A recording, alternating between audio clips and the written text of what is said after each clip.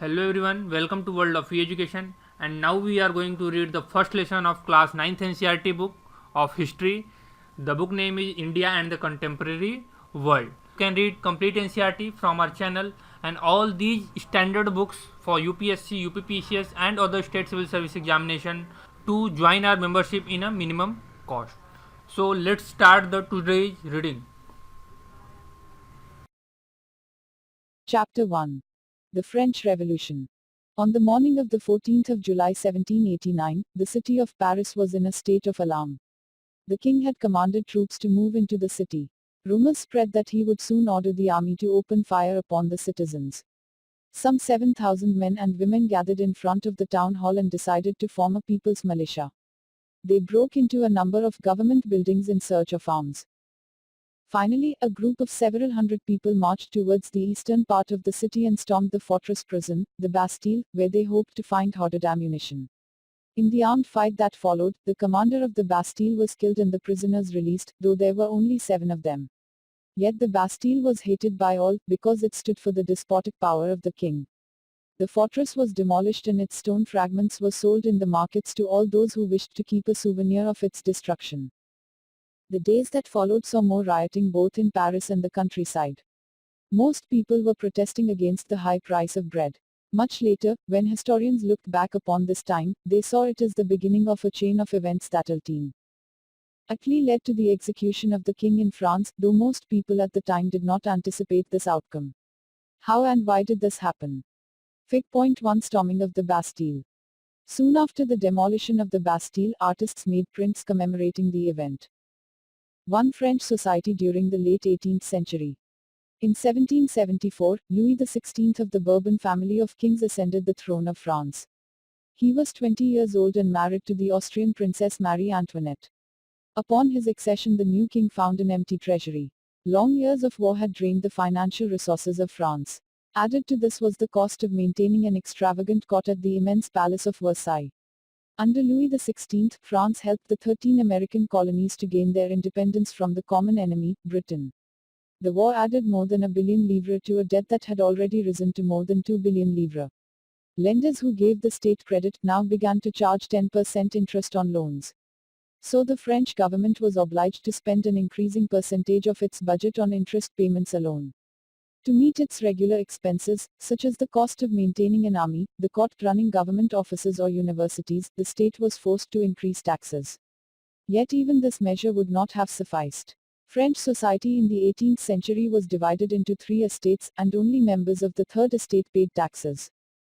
Fig. 2 A society of estates. Note that within the third estate some were rich and others poor. The Society of Estates was part of the feudal system that dated back to the Middle Ages. The term old regime is usually used to describe the society and institutions of France before 1789. Fig. 2 shows how the system of estates in French society was organized. Peasants made up about 90% of the population.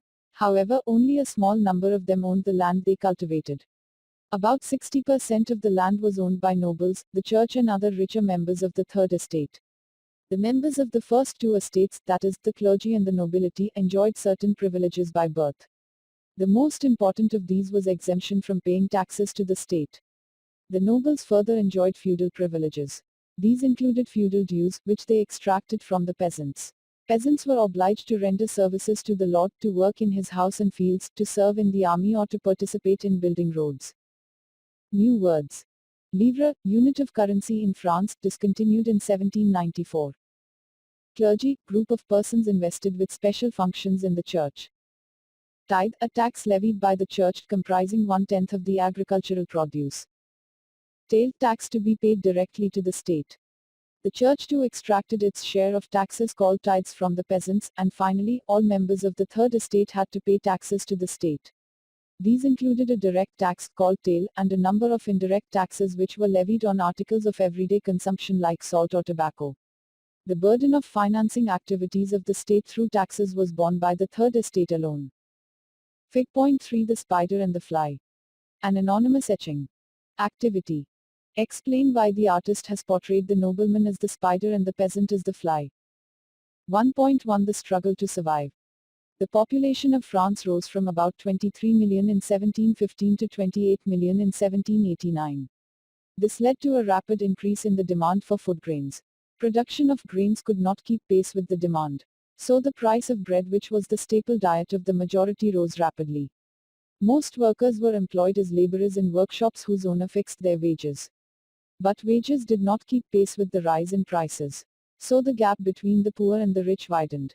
Things became worse whenever drought or hail reduced the harvest. This led to a subsistence crisis, something that occurred frequently in France during the old regime. New words. Subsistence crisis, an extreme situation where the basic means of livelihood are endangered. Anonymous, one whose name remains unknown. 1.2 How a subsistence crisis happens. Fig. Point 4 The course of a subsistence crisis. Activity. Fill in the blank boxes in Fig. 4 with appropriate terms from among the following. Food riots, scarcity of grain, increased number of deaths, rising food prices, weaker bodies. 1.3 A growing middle class envisages an end to privileges. In the past, peasants and workers had participated in revolts against increasing taxes and food scarcity.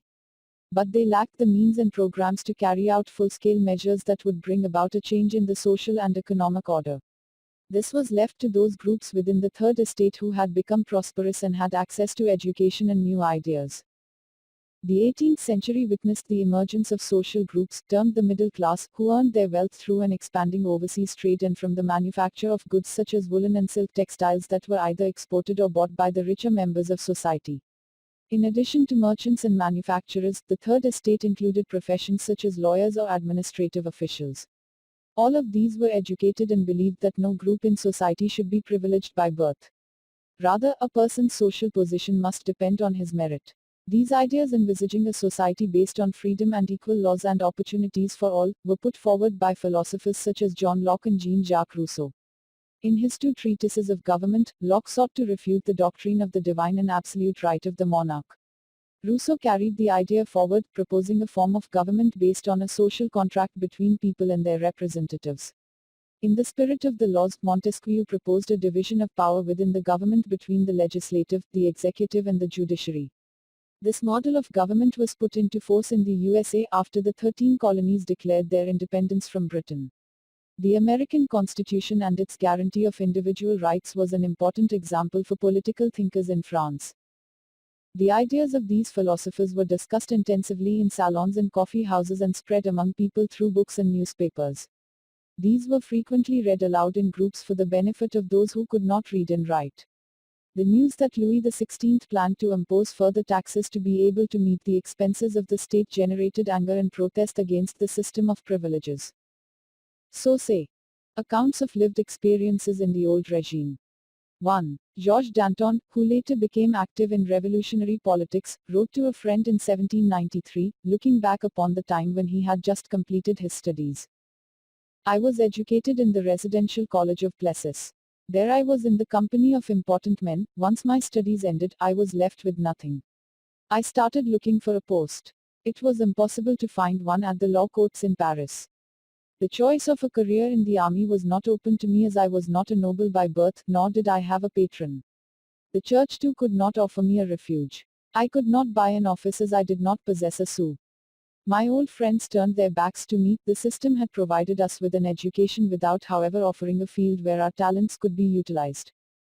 2. An Englishman, Arthur Young, traveled through France during the years from 1787 to 1789 and wrote detailed descriptions of his journeys.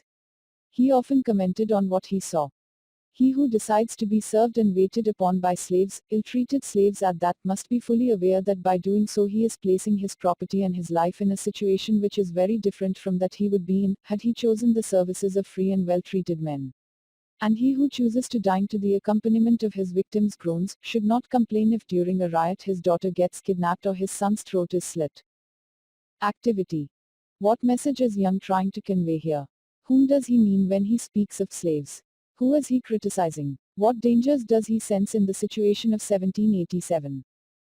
To the outbreak of the revolution.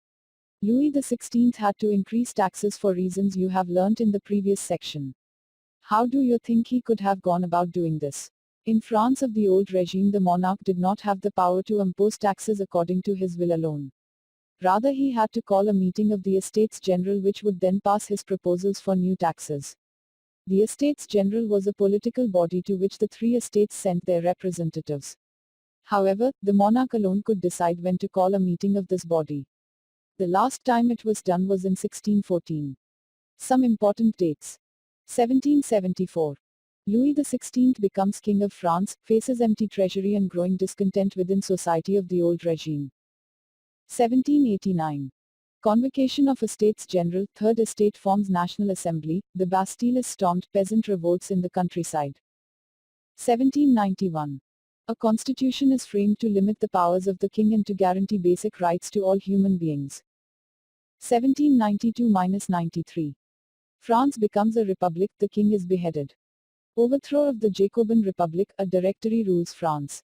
1804. Napoleon becomes Emperor of France, annexes large parts of Europe. 1815. Napoleon defeated at Waterloo. On the 5th of May 1789, Louis XVI called together an assembly of the Estates General to pass proposals for new taxes. A resplendent hall in Versailles was prepared to host the delegates. The first and second estates sent 300 representatives each, who were seated in rows facing each other on two sides, while the 600 members of the third estate had to stand at the back. The third estate was represented by its more prosperous and educated members. Peasants, artisans and women were denied entry to the assembly. However, their grievances and demands were listed in some 40,000 letters which the representatives had brought with them. Voting in the Estates General in the past had been conducted according to the principle that each estate had one vote. This time too Louis XVI was determined to continue the same practice. But members of the Third Estate demanded that voting now be conducted by the Assembly as a whole, where each member would have one vote. This was one of the democratic principles put forward by philosophers like Rousseau in his book The Social Contract. When the king rejected this proposal, members of the Third Estate walked out of the assembly in protest. Activity. Representatives of the Third Estate take the oath raising their arms in the direction of Bastille, the president of the assembly, standing on a table in the center. Do you think that during the actual event Bastille would have stood with his back to the assembled deputies? What could have been David's intention in placing Bastille, Fig. 5 the way he has done? The representatives of the Third Estate viewed themselves as spokesmen for the whole French nation. On the 20th of June they assembled in the hall of an indoor tennis court in the grounds of Versailles. They declared themselves a national assembly and swore not to disperse till they had drafted a constitution for France that would limit the powers of the monarch.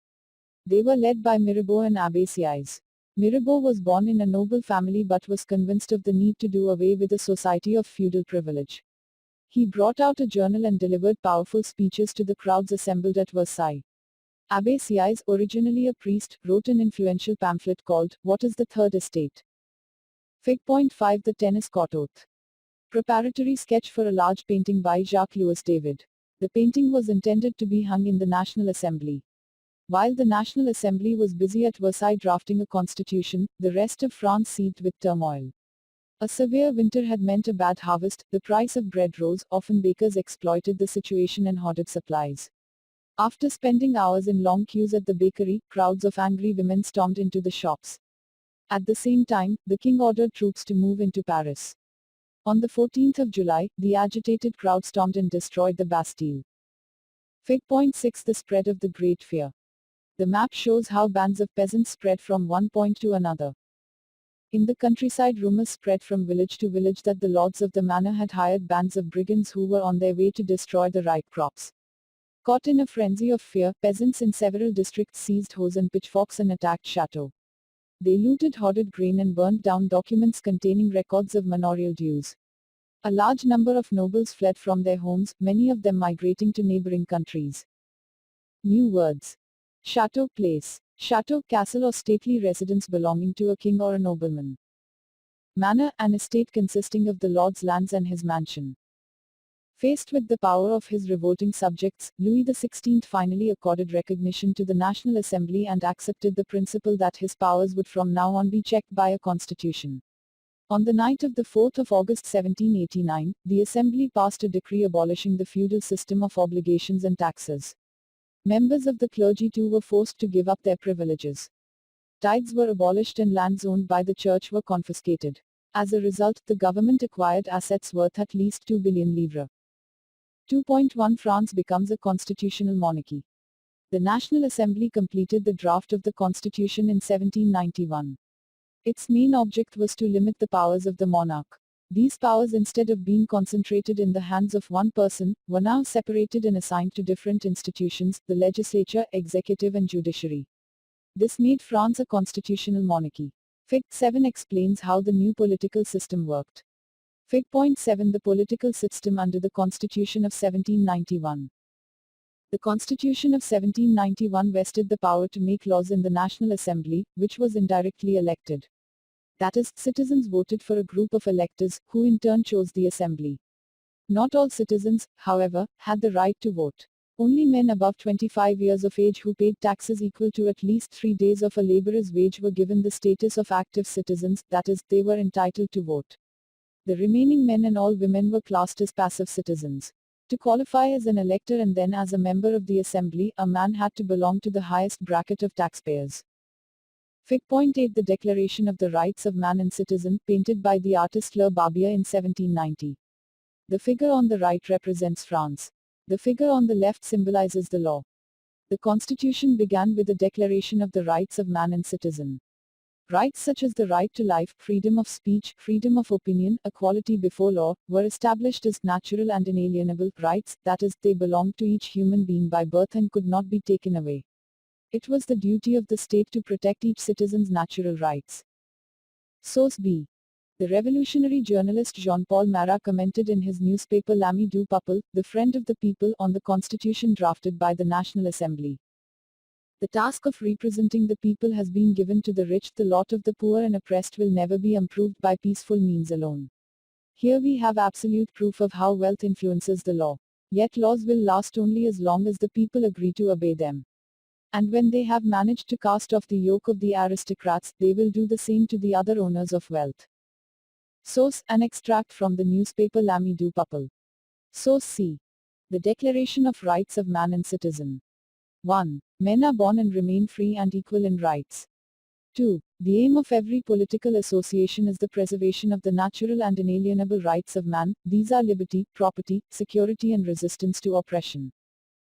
3. The source of all sovereignty resides in the nation, no group or individual may exercise authority that does not come from the people. 4. Liberty consists of the power to do whatever is not injurious to others. 5. The law has the right to forbid only actions that are injurious to society. 6. Law is the expression of the general will.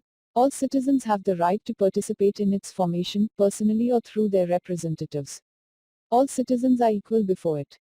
7. No man may be accused, arrested or detained, except in cases determined by the law. 11. Every citizen may speak, write and print freely, he must take responsibility for the abuse of such liberty in cases determined by the law. 12. For the maintenance of the public force and for the expenses of administration a common tax is indispensable, it must be assessed equally on all citizens in proportion to their means. 17. Since property is a sacred and inviolable right, no one may be deprived of it unless a legally established public necessity requires it. In that case a just compensation must be given in advance. Box 1.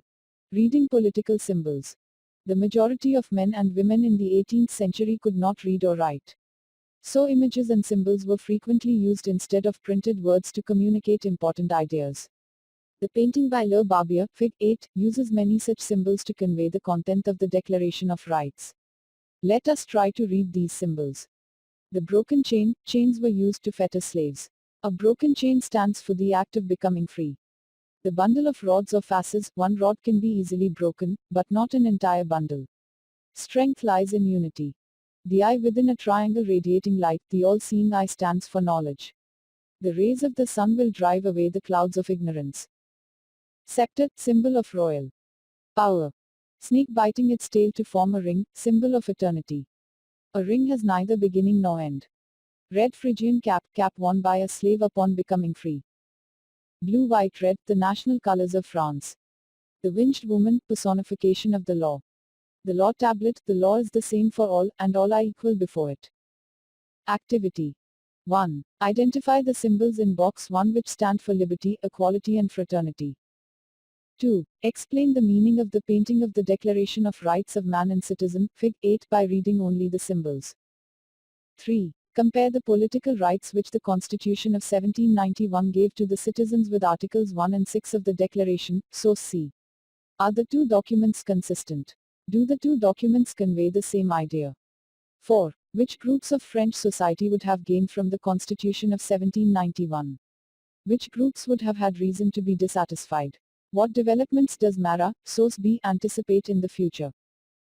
5. Imagine the impact of the events in France on neighboring countries such as Prussia, Austria-Hungary or Spain, all of which were absolute monarchies. How would the kings, traders, peasants, nobles or members of the clergy here have reacted to the news of what was happening in France? 3. France abolishes monarchy and becomes a republic. The situation in France continued to be tense during the following years. Although Louis XVI had signed the constitution, he entered into secret negotiations with the King of Prussia. Rulers of other neighboring countries too were worried by the developments in France and made plans to send troops to put down the events that had been taking place there since the summer of 1789. Before this could happen, the National Assembly voted in April 1792 to declare war against Prussia and Austria. Thousands of volunteers thronged from the provinces to join the army. They saw this as a war of the people against kings and aristocracies all over Europe. Among the patriotic songs they sang was the Marseillaise, composed by the poet Roger de Lauzelle. It was sung for the first time by volunteers from Marseille as they marched into Paris and so got its name. The Marseillaise is now the national anthem of France. The revolutionary wars brought losses and economic difficulties to the people. While the men were away fighting at the front, women were left to cope with the tasks of earning a living and looking after their families. Large sections of the population were convinced that the revolution had to be carried further, as the Constitution of 1791 gave political rights only to the richer sections of society. Political clubs became an important rallying point for people who wished to discuss government policies and plan their own forms of action. The most successful of these clubs was that of the Jacobins, which got its name from the former convent of Saint Jacob in Paris. Women too, who had been active throughout this period, formed their own clubs. Section 4 of this chapter will tell you more about their activities and demands. Fig. 9. A sans-Culottes couple. The members of the Jacobin Club belonged mainly to the less prosperous sections of society. They included small shopkeepers, artisans such as shoemakers, pastry cooks, watchmakers, printers, as well as servants and daily wage workers. Their leader was Maximilien Robespierre. A large group among the Jacobins decided to start wearing long striped trousers similar to those worn by dock workers. This was to set themselves apart from the fashionable sections of society, especially nobles, who wore knee breeches. It was a way of proclaiming the end of the power wielded by the wearers of knee breeches. These Jacobins came to be known as the sans-Culottes, literally meaning, those without knee breeches. Sans-Culottes men wore in addition the red cap that symbolized liberty. Women, however, were not allowed to do so. New words. Convent building belonging to a community devoted to a religious life. Fig. 1099 Valane, Liberty. This is one of the rare paintings by a woman artist. The revolutionary events made it possible for women to train with established painters and to exhibit their works in the Salon, which was an exhibition held every 2 years. The painting is a female allegory of liberty, that is, the female form symbolizes the idea of freedom. Activity. Look carefully at the painting and identify the objects which are political symbols you saw in box 1, broken chain, red cap, fasces, Charter of the Declaration of Rights. The pyramid stands for equality, often represented by a triangle. Use the symbols to interpret the painting. Describe your impressions of the female figure of liberty.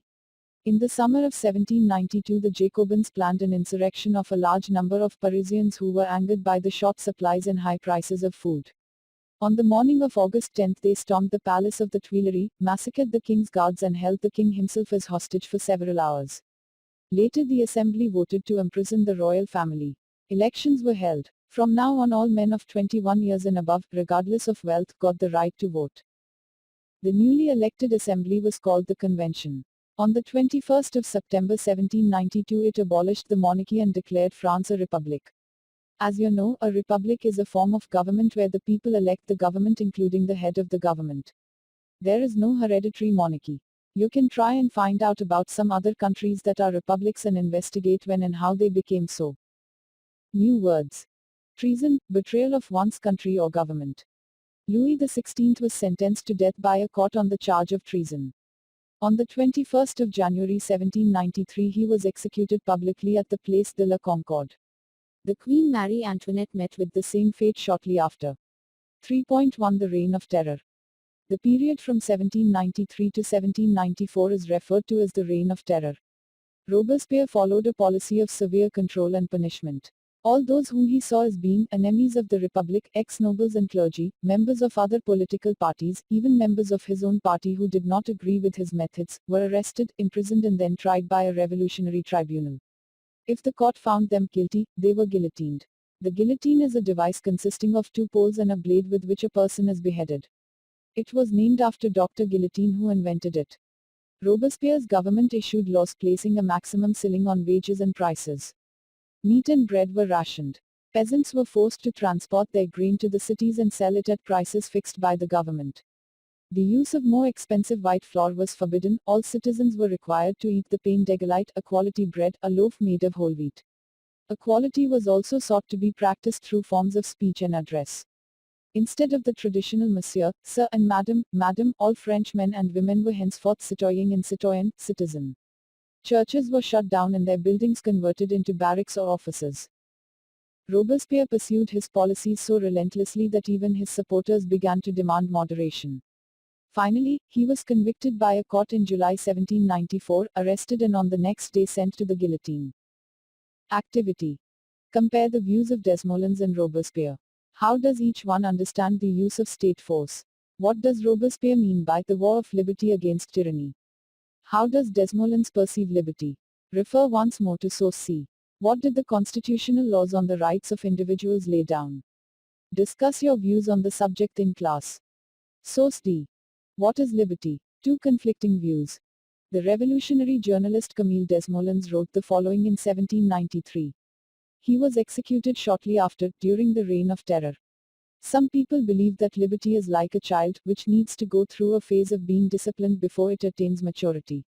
Quite the opposite. Liberty is happiness, reason, equality, justice, it is the declaration of rights. You would like to finish off all your enemies by guillotining them. Has anyone heard of something more senseless? Would it be possible to bring a single person to the scaffold without making 10 more enemies among his relations and friends? On the 7th of February 1794, Robespierre made a speech at the convention, which was then carried by the newspaper Le Moniteur Universe. Here is an extract from it.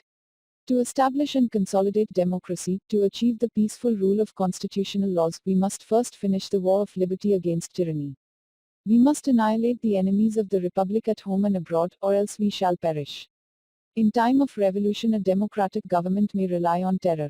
Terror is nothing but justice, swift, severe and inflexible, and is used to meet the most urgent needs of the fatherland. To curb the enemies of liberty through terror is the right of the founder of the Republic. Fig.11 The revolutionary government sought to mobilize the loyalty of its subjects through various means. One of them was the staging of festivals like this one. Symbols from civilizations of ancient Greece and Rome were used to convey the aura of a hallowed history. The pavilion on the raised platform in the middle carried by classical columns was made of perishable material that could be dismantled. Describe the groups of people, their clothes, their roles and actions. What impression of a revolutionary festival does this image convey? 3.2 A Directory rules France. The fall of the Jacobin government allowed the wealthier middle classes to seize power. A new constitution was introduced which denied the vote to non-propertied sections of society. It provided for 2 elected legislative councils. These then appointed a directory, an executive made up of 5 members. This was meant as a safeguard against the concentration of power in a one-man executive as under the Jacobins. However, the directors often clashed with the legislative councils, who then sought to dismiss them. The political instability of the Directory paved the way for the rise of a military dictator, Napoleon Bonaparte. Through all these changes in the form of government, the ideals of freedom, of equality before the law and of fraternity remained inspiring ideals that motivated political movements in France and the rest of Europe during the following century. 4. Did women have a revolution? Fig.12 Parisian women on their way to Versailles. This print is one of the many pictorial representations of the events of the 5th of October 1789, when women marched to Versailles and brought the king back with them to Paris. From the very beginning, women were active participants in the events which brought about so many important changes in French society. They hoped that their involvement would pressurize the revolutionary government to introduce measures to improve their lives. Most women of the Third Estate had to work for a living. They worked as seamstresses or laundresses, sold flowers, fruits and vegetables at the market, or were employed as domestic servants in the houses of prosperous people. Most women did not have access to education or job training. Only daughters of nobles or wealthier members of the Third Estate could study at a convent, after which their families arranged a marriage for them. Working women had also to care for their families, that is, cook, fetch water, queue up for bread and look after the children. Their wages were lower than those of men. Activity. Describe the persons represented in Fig. 12, their actions, their postures, the objects they are carrying. Look carefully to see whether all of them come from the same social group. What symbols has the artist included in the image? What do they stand for? Do the actions of the women reflect traditional ideas of how women were expected to behave in public? What do you think? Does the artist sympathize with the women's activities or is he critical of them? Discuss your views in the class. In order to discuss and voice their interests, women started their own political clubs and newspapers. About 60 women's clubs came up in different French cities. The Society of Revolutionary and Republican Women was the most famous of them. One of their main demands was that women enjoy the same political rights as men. Women were disappointed that the Constitution of 1791 reduced them to passive citizens. They demanded the right to vote, to be elected to the assembly and to hold political office. Only then, they felt, would their interests be represented in the new government. In the early years, the revolutionary government did introduce laws that helped improve the lives of women. Together with the creation of state schools, schooling was made compulsory for all girls. Their fathers could no longer force them into marriage against their will. Marriage was made into a contract entered into freely and registered under civil law. Divorce was made legal and could be applied for by both women and men. Women could now train for jobs, could become artists or run small businesses. Women's struggle for equal political rights, however, continued. During the Reign of Terror, the new government issued laws ordering closure of women's clubs and banning their political activities. Many prominent women were arrested and a number of them executed. Women's movements for voting rights and equal wages continued through the next 200 years in many countries of the world. The fight for the vote was carried out through an international suffrage movement during the late 19th and early 20th centuries. The example of the political activities of French women during the revolutionary years was kept alive as an inspiring memory. It was finally in 1946 that women in France won the right to vote. So say. The Life of a Revolutionary Woman, Olympe de Gouges, 1748-1793. Olympe de Gouges was one of the most important of the politically active women in revolutionary France. She protested against the Constitution and the Declaration of Rights of Man and Citizen as they excluded women from basic rights that each human being was entitled to. So, in 1791, she wrote a Declaration of the Rights of Woman and Citizen, which she addressed to the Queen and to the members of the National Assembly, demanding that they act upon it. In 1793, Olympe de Gouges criticized the Jacobin government for forcibly closing down women's clubs. She was tried by the National Convention, which charged her with treason. Soon after this she was executed. So cf. Some of the basic rights set forth in Olympe de Gouges' declaration. 1. Woman is born free and remains equal to man in rights.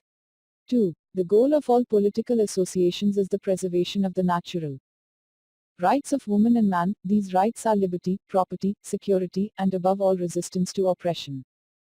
3. The source of all sovereignty resides in the nation, which is nothing but the union of woman and man.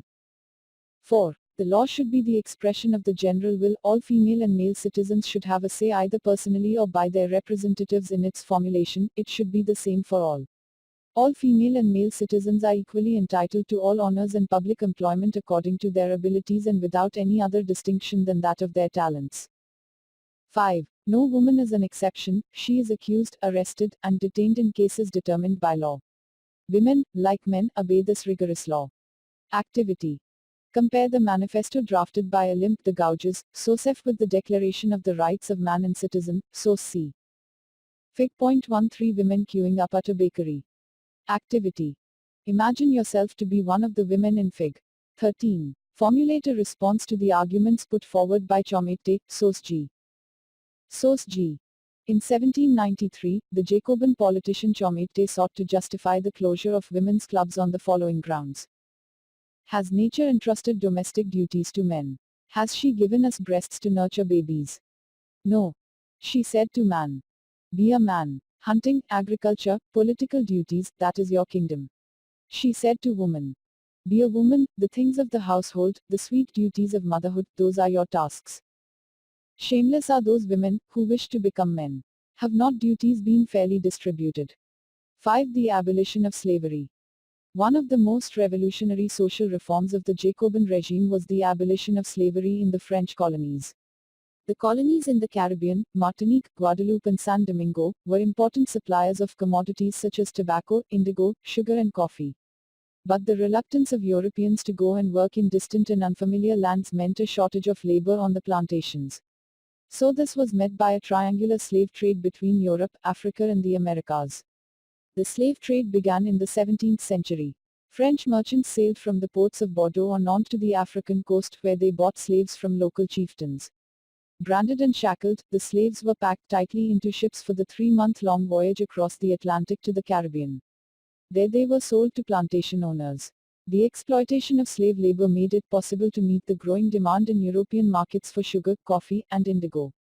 Port cities like Bordeaux and Nantes owed their economic prosperity to the flourishing slave trade. Throughout the 18th century there was little criticism of slavery in France. The National Assembly held long debates about whether the rights of man should be extended to all French subjects including those in the colonies. But it did not pass any laws, fearing opposition from businessmen whose incomes depended on the slave trade. It was finally the convention which in 1794 legislated to free all slaves in the French overseas possessions. This, however, turned out to be a short-term measure. 10 years later, Napoleon reintroduced slavery. Plantation owners understood their freedom as including the right to enslave African Negroes in pursuit of their economic interests. Slavery was finally abolished in French colonies in 1848. Fig. 14 The Emancipation of Slaves. This print of 1794 describes the emancipation of slaves. The tricolor banner on top carries the slogan, "The Rights of Man." The inscription below reads, "The Freedom of the Unfree."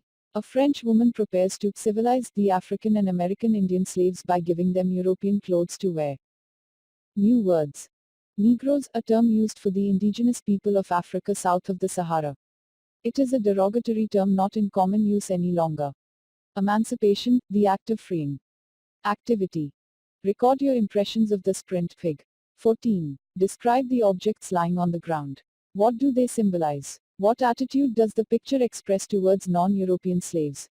6. The revolution in everyday life. Can politics change the clothes people wear, the language they speak or the books they read? The years following 1789 in France saw many such changes in the lives of men, women and children. The revolutionary governments took it upon themselves to pass laws that would translate the ideals of liberty and equality into everyday practice. One important law that came into effect soon after the storming of the Bastille in the summer of 1789 was the abolition of censorship. In the old regime all written material and cultural activities, books, newspapers, plays, could be published or performed only after they had been approved by the censors of the king. Now the Declaration of the Rights of Man and Citizen proclaimed freedom of speech and expression to be a natural right. Newspapers, pamphlets, books and printed pictures flooded the towns of France from where they traveled rapidly into the countryside. They all described and discussed the events and changes taking place in France. Freedom of the press also meant that opposing views of events could be expressed. Each side sought to convince the others of its position through the medium of print. Plays, songs and festive processions attracted large numbers of people. This was one way they could grasp and identify with ideas such as liberty or justice that political philosophers wrote about at length in texts which only a handful of educated people could read. Activity. Describe the picture in your own words. What are the images that the artist has used to communicate the following ideas: greed, equality, justice, takeover by the state of the assets of the church? Fig. 15 The Patriotic Fat-Reducing Press. This anonymous print of 1790 seeks to make the idea of justice tangible. Fig. 16 Marat addressing the people. This is a painting by Louis Leopold Boy.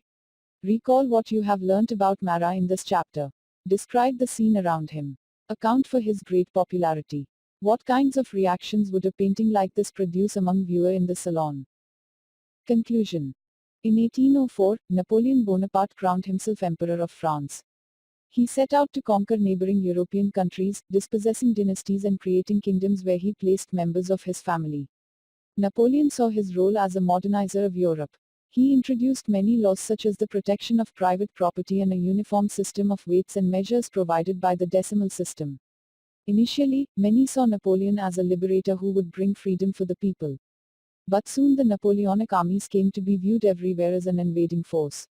He was finally defeated at Waterloo in 1815. Many of his measures that carried the revolutionary ideas of liberty and modern laws to other parts of Europe had an impact on people long after Napoleon had left. Fig. 17 Napoleon crossing the Alps, painting by David. The ideas of liberty and democratic rights were the most important legacy of the French Revolution.